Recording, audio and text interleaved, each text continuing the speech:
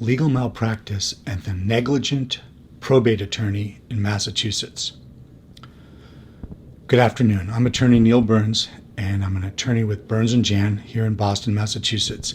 I want to talk today about legal malpractice in the context of probate attorneys who make a mistake and therefore create damages for their client, for our clients.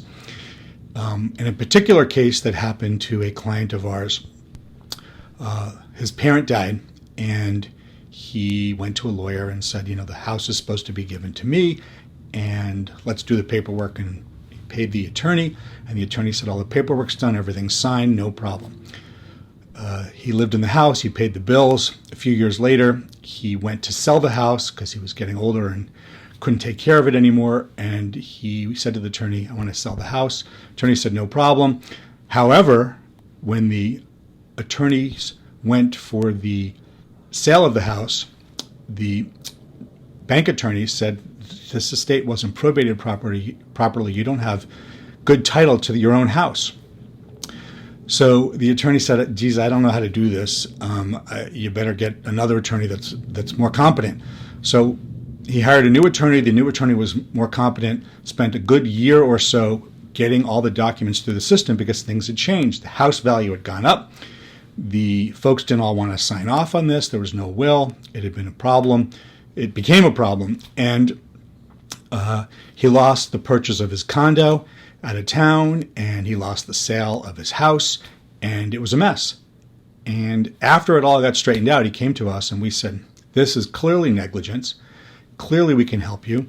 And we undertook representation of this client in a legal malpractice case against his former probate attorney. What did we do? Number one, we sent a 93A letter. We sent a consumer protection letter saying that that you told the client it was okay.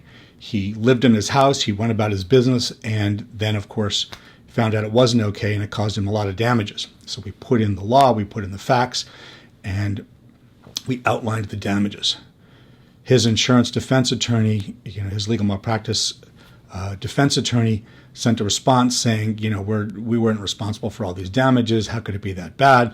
In any event, they agreed to mediate the case. So we hired a mediator who was a former legal malpractice defense attorney, and he helped us figure out what the damages are, what the damages were not.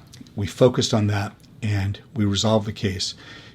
This is a case that took probably 6 or 7 months to resolve on our end after years and years of problems with the probate attorney on the other end. We're effective, and we're aggressive, and we get the job done.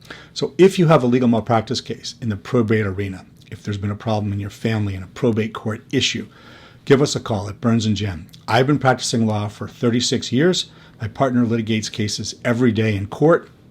We will get the job done. Give us a call. Burns & Jan. Thank you.